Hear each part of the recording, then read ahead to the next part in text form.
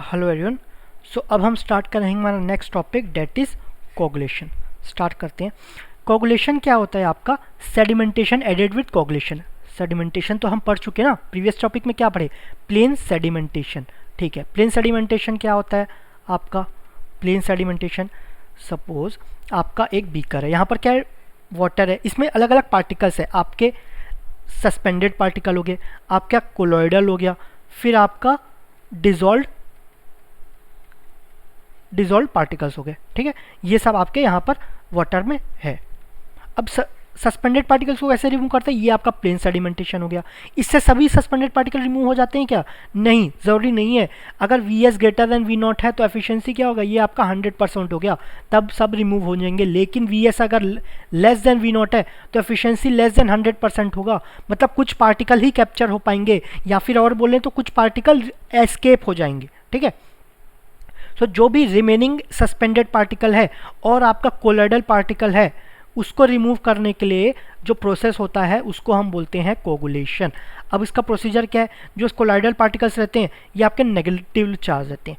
Suppose मैंने आपको कुछ कोगुलेंट डाला। कोगुलेंट क्या होता है? इस जो केमिकल यूज़ करेंगे इसमें, सपोज इसमें कुछ केमिकल डाले, वो पॉजिटिव चार्ज है, तो इसके अराउंड क्या है? आपका जो भी नेगेटिव चार्ज है वो एक्यूमुलेट होना शुरू हो जाएगा। तो जो पार्टिकल बनेगा ना एक्यूमुलेट होकर, इसको हम फ्लॉक बोलेंगे, और प्रोसेस को हम फ्लॉक्यूलेशन बोलेंगे। फ्लॉक्यूलेशन।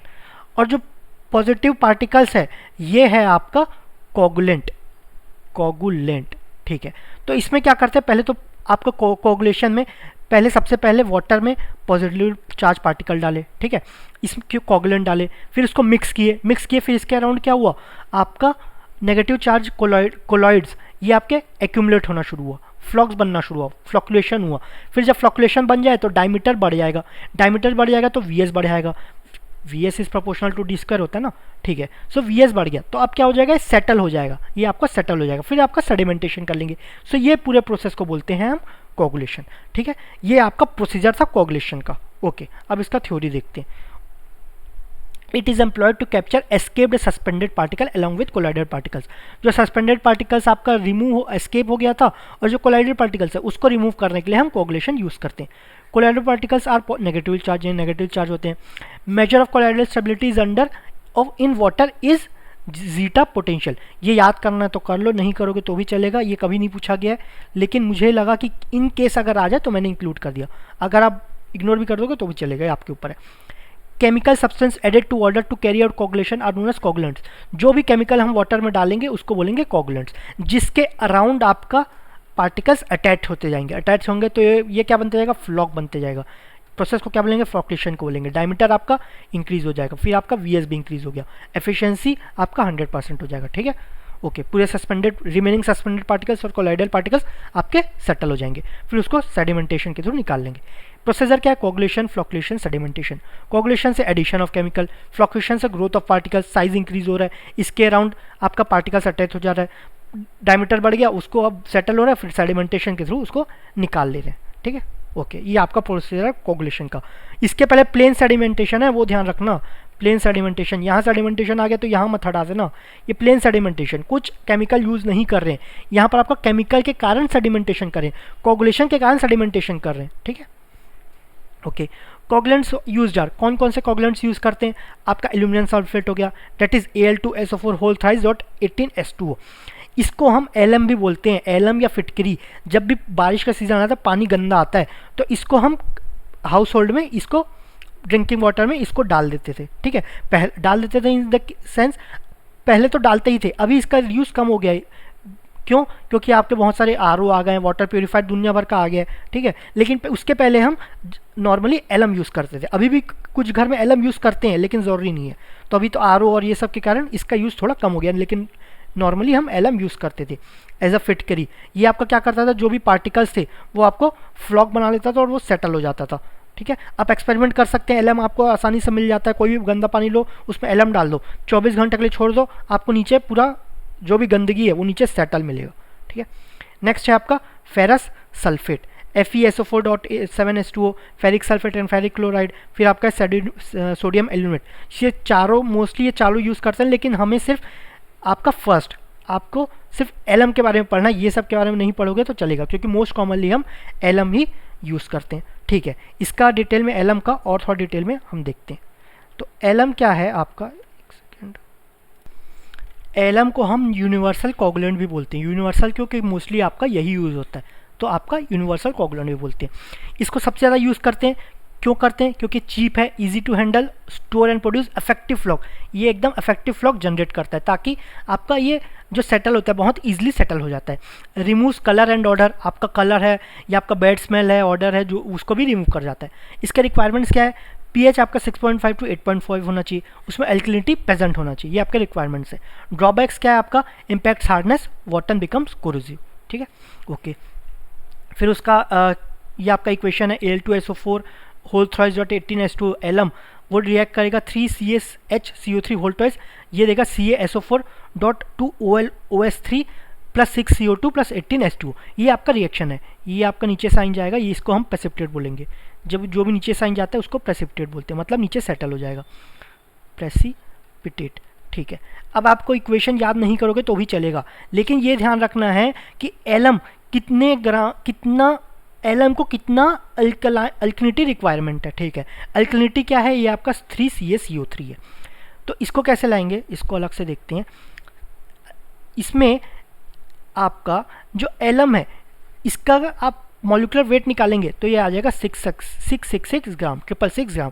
अब उसको अल्कलिनिटी कितना रिक्वायरमेंट है ये देखते हैं। सो उसके लिए 3CaHCO3 इससे रिएक्ट कर रहा था, लेकिन इसको क्या लिख सकते हैं हम?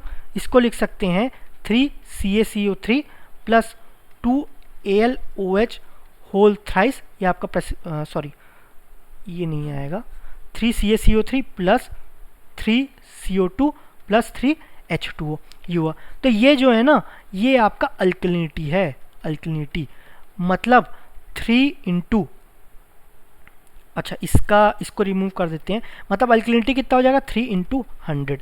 ये किससे रिएक्ट करेगा? ये एलम से रिएक्ट करेगा, मतलब 666 gram of alum requires 3 into 100 that is 300 gram of alkalinity. ये हमें ध्यान रखना है, इससे क्वेश्चन पूछा गया है, 666 gram of alum requires 300 gram of alkalinity. Alkalinity क्या है हमारा? CaCO3, कैल्शियम कार्बोनेट, ठीक है। अभी अल्कलिनिटी हो गया। अब CaCO3 को और क्या लिख सकते हैं? CaO प्लस आपका CO2। ये कितना है? ये आपका 100 ग्राम है। ये कितना है? ये 56 ग्राम है। मतलब 100 gram of alkalinity 100 gram of alkalinity that is CaCO3 requires 56 gram of quick lime. CaO को क्या बोलेंगे? Quick lime. इसको ऐड कर देना, ये आपका 40 है, 16 56 हो गया। ये 40 प्लस 12 प्लस 16 इंटू 3, तो ये निकालोगे 100। ये आपका हार्डनेस भी हम ही देखे थे, हार्डनेस या आपका क्वालिटी ऑफ वाटर में चेक किए थे, ठीक है। तो ये दो रिएक्शन ये याद रखना, 666 gram of alum requires 300 gram of alkalinity and 100 gram of alkalinity requires 56 gram of quicklime. इससे क्वेश्चन आया है, तो ये ध्यान रखना है हमको, ठीक है। तो वही आपका लिखा गया है, इसको ब्रेक करेंगे 3CaHCO3, इसको यहाँ ले आए तो इसको क्या लिख सकते हैं? 3CaCO3 plus 3CO2 plus 3H2O। ये रिएक्शन याद नहीं करोगे तो भी चलेगा, ये याद रखना है। ये आपका कितना हो गया? 3CaHCO3 होल ट्वाइस क्या देगा? 3CaCO3, मतलब 3 into 100 grams that is 300 grams. ये आपका अल्कलिनिटी है, मतलब 666 gram of alum requires 300 gram of alkalinity. ये आपको याद रखना है, ओके। नेक्स्ट CaCO3 को क्या लिख सकते हैं? CaO plus CO2 that is 100 gram of alkalinity requires 56 gram of quick lime, ठीक है। ये दोनों आपको याद रखना है, ओके। ये क्वेश्चन में आया हुआ है। अब जार टेस्ट क्या होता है? To find optimum dose of coagulant, बस सिंगल लाइन है। इसको ये ऑल्दो कभी पूछा नहीं गया, लेकिन अगर आ गया तो ये ध्यान रखना कि जार टेस्ट किस लिए यूज होता है? Dose of coagulant, optimum dose of coagulant निकालने के लिए। ज़्यादा भी नहीं हो और कम भी नहीं हो। मिनिमम कोगुलेंट डोज, आपका ऑप्टिमम डोज क्या हो गया? कि कोगुलेंट डोज क्या हो? मिनिमम हो। कोगुलेंट हो वो आपका मिनिमम हो, लेकिन आपका रिमूवल क्या हो? आपका मैक्सिमम हो। कोगुलेंट से क्या रिमूव करते हैं हम? ये आपका कोलाइडल पार्टिकल्स हो गया, या रिमूविंग या एस्केप्ड सस्पेंडेड पार्टिकल्स जो इसको रिमूव करते हैं ना, वो आपका मैक्सिमम रिमूवल हो पाए मिनिमम कोगुलेंट डोज से, तो वो आपका ऑप्टिमम डोज ऑफ कोगुलेंट हो गया, ठीक है। नेक्स्ट टॉपिक, नेक्स्ट है डिज़ाइन ऑफ क्लैरिफ्लोकुलेटर। जो कोगुलेशन है ये आपका क्लैरिफ्लोकुलेटर में अकर होता है। इसका डिज़ाइन है, उसका डिज़ाइन एकदम डिटेल में नहीं पढ़ना है, इसमें जो जो कुछ एक दो पॉइंट्स इंपॉर्टेंट है वो ध्यान रखना है। इसका प्रोसेस याद नहीं करना है कि इसके बाद पहले आपका रैपिड मिक्सिंग को डिज़ाइन करेंगे, फिर फ्लोक्यूलेटर, फिर डिसएडिमेंटेशन, एकदम ऐसे याद नहीं करना है, ठीक है, इसका डिज़ाइन। ओके, सो क्लोरीफ्लोक्यूलेटर में 3 यूनिट्स रहते हैं, आपका रैपिड मिक्सिंग यूनिट, आपका फ्लोक्यूलेटर, सेडिमेंटेशन।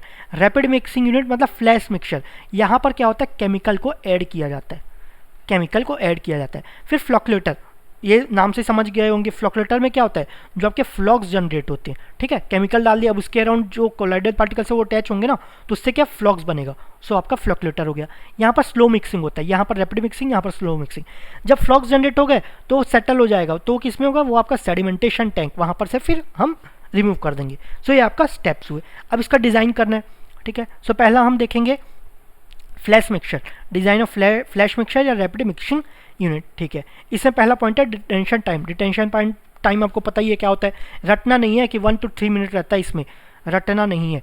आपको डिटेंशन टाइम पता है तो वॉल्यूम ऑफ मिक्सिंग बेसिस निकाल सकते हैं क्यू ड्यूटी से। अगर आपको डेप्थ एज्यूम किए 1 to 1.5 मीटर के बीच में कुछ भी, तो आप सरफेस एरिया निकाल सकते हैं वॉल्यूम बाय डेप्थ से। सरफेस एरिया निकल गया तो आपको बी या डी में से कोई एक पता, दूसरा निकाल सकते हैं। तो ये कुछ आपके स्टेप्स हो गए, रटना नहीं है, अगेन बोल रहा हूँ।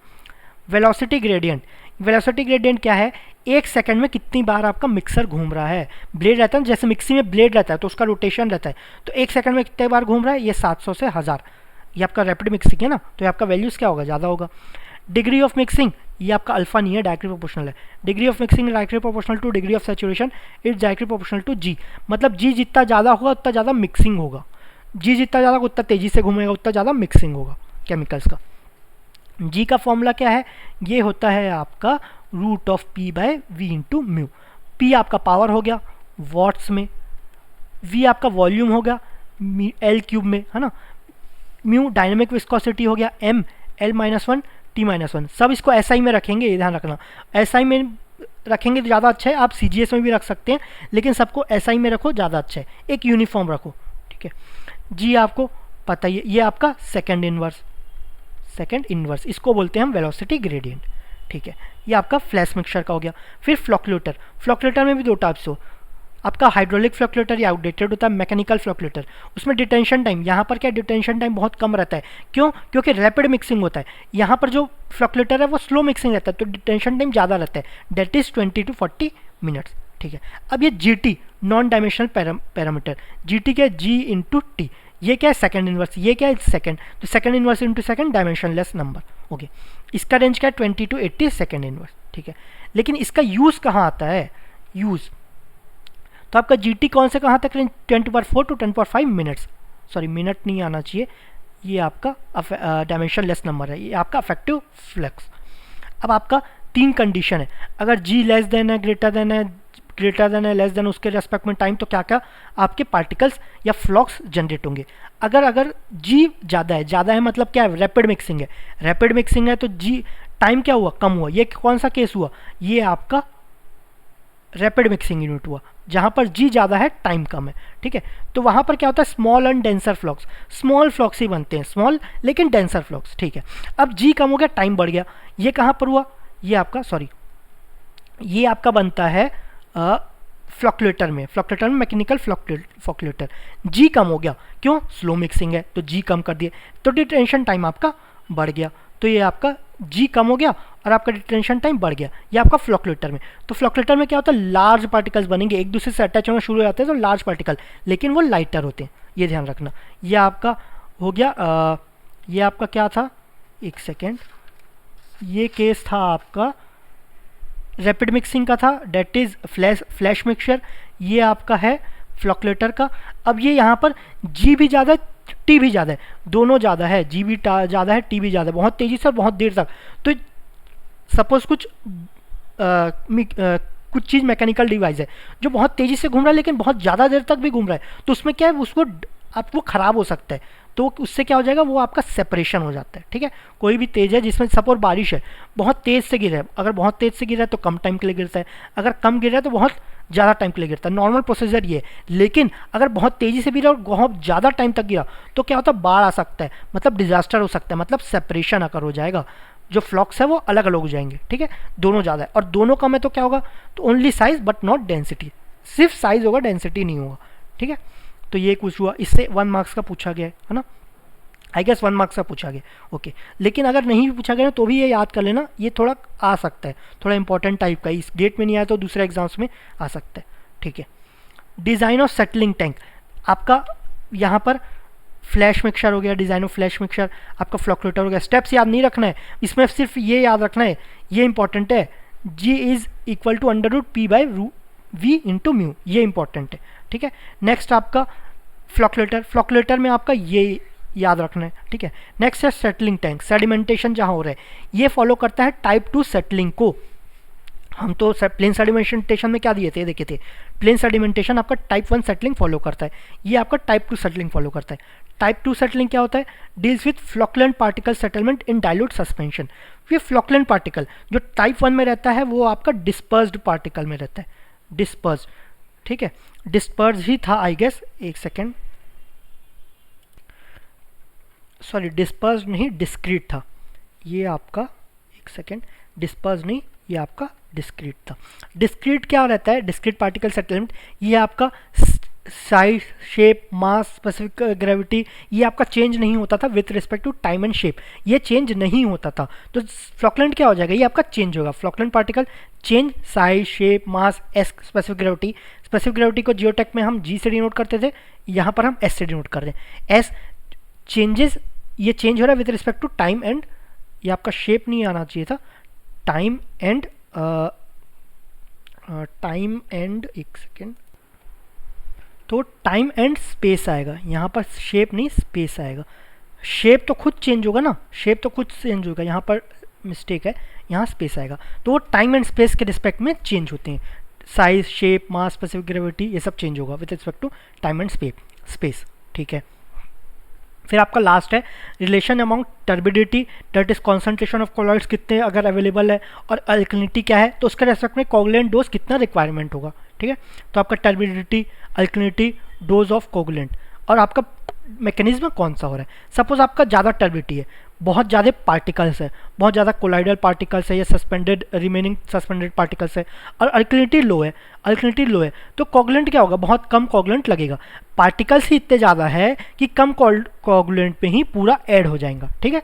तो एब्जॉर्प्शन एंड चार्ज न्यूट्रलाइजेशन, ये याद नहीं करोगे तो भी चलेगा, ये ध्यान रखना है कि डोज ऑफ कोगुलेंट क्या लगेगा, ओके। टाइप 2 में है आपका टर्बिडिटी ज़्यादा है लेकिन अल्कलिनिटी भी ज़्यादा है, अल्कलिनिटी भी ज़्यादा है, ठीक है। तो डोज ऑफ कोगुलेंट क्या लगेगा, ये आपका लार्ज लगेगा। तो ये आपका अल्कलिनिटी से वेरी कर रहा है, अल्कलिनिटी जैसे लो है तो ये भी स्मॉल है, ये आपका हाई है तो ये भी लार्ज है। लेकिन जब आपका कब के केस में, जब टर्बिडिटी हाई है, अब टर्बिडिटी लो है, मतलब जिसको अटैच करना वही कम है, तो आपका अगर अल्कलिनिटी ज़्यादा है, अगर आपका दूसरा कंटेनर है वहाँ पर पार्टिकल्स बहुत कम है लेकिन अल्कलिनिटी ज़्यादा है, तो आपको कोगुलेंट कितना लगेगा, ये मॉडरेट लगेगा, स्मॉल और लार्ज दोनों के बीच में लगेगा। लेकिन आपका पार्टिकल भी कम है, अल्कलिनिटी भी कम है, तब क्या होगा, कांट बी डिस्टेबलाइज, मतलब उसको कुछ भी कितना भी आप कोगुलेंट ऐड कर लो, वो टर्बिडिटी एक दूसरे से अटैच नहीं होंगे, मतलब फ्लॉक्स नहीं बनेगा या उसको रिमूव नहीं कर सकते, ठीक है। तो अलग अलग है, अगर हाई टर्बिडिटी पार्टिकल्स बहुत ज़्यादा, अल्कलिनिटी बहुत लो है, तो लो डोज से ही काम चल जाएगा। लेकिन आपका टर्बिडिटी भी ज़्यादा, अल्कलिनिटी भी ज़्यादा है, तो डोज ऑफ कोगुलेंट आपको ज़्यादा लगेगा। अगर आपका टर्बिडिटी कम है, जिसको अटैच करना है वो कम है, और आपका अल्कलिनिटी ज़्यादा है, तो मॉडरेट अमाउंट ऑफ कोगुलेंट लगता है। लेकिन आपका टर्बिडिटी भी कम है और अल्कलिनिटी भी कम है, सो कांट बी डिस्टेबलाइज, ठीक है, ओके। सो आपका जो कोगुलेशन था उसमें इतना ही इंपॉर्टेंट पॉइंट्स थे, या मुश्किल से 2-3 ही न्यूमेरिकल बोलेंगे, सो वो हम नेक्स्ट वीडियोज़ में डिस्कस करेंगे। Thank you very much.